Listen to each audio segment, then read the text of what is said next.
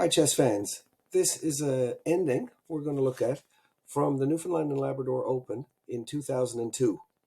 It was played between Nihad, Dervisevic, and Wane, Inkpen.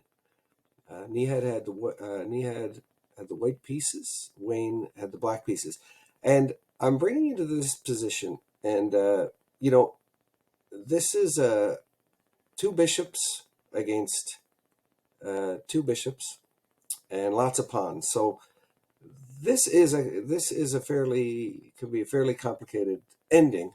And big point I want to make in this is whenever you're looking at this with a computer, you have to take some of it with a grain of salt, because the computer might give you an analysis that one side is better, but that side really has to play at that computer level to keep that going.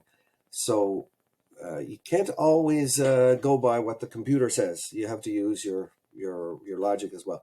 Now, in this position, Wane played this move, which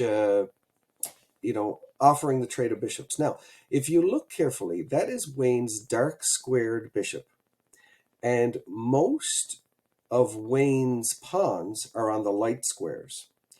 So typically, that is going to be his good bishop.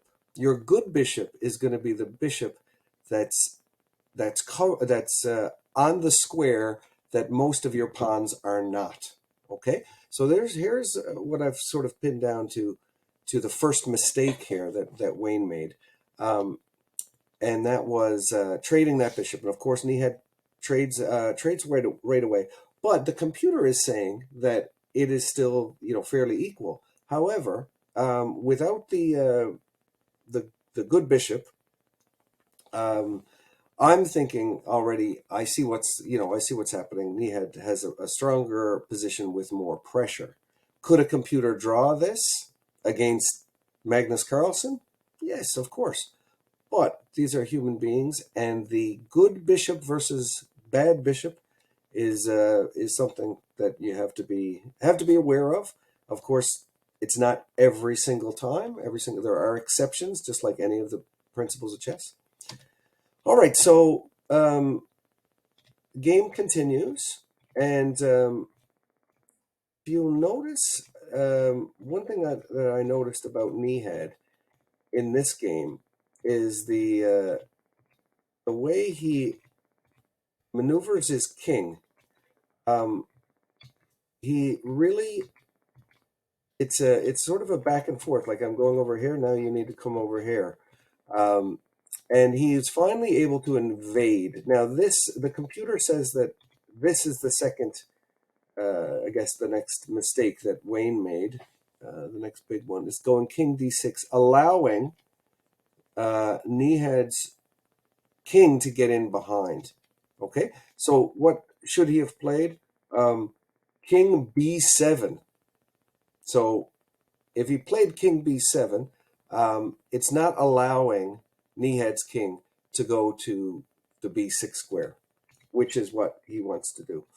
And when Nihad's king gets in there, I mean, this looks really, really dangerous. But Nihad calculated it all the way. You take that pawn, I take that pawn. And the computer doesn't like this. As you can see, the computer still says this is equal. But in the hands of a human being, it's a little bit different. So what Nihad does now is he's going to trade those pawns at the right moment. It doesn't matter to Nihad that this pawn is going to be taken. Okay, because what happens is Nihad plays this ending perfectly. Right now, Nihad has to be careful. If Nihad pushes the pawn, Black can draw the game by blockading it, by getting in front of that pawn. So Nihad plays the correct move. This is very, very important if you're in an ending with a king and a pawn. Don't just push blindly. Watch out for the enemy king being able to blockade that pawn, because it will be a draw. One pawn is sometimes not enough.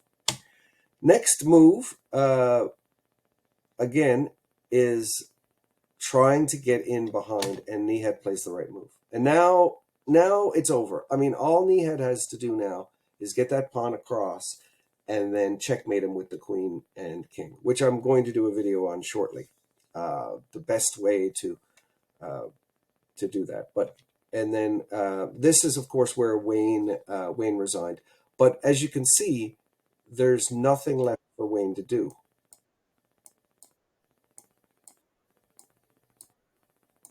Nihad will go in here, and if Wane goes here to try to blockade, there's just not enough room, not enough time. Check, and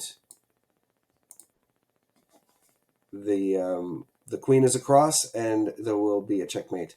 I will be doing another video in the next couple of days about how to make that checkmate. So thanks for watching. I hope you enjoyed this.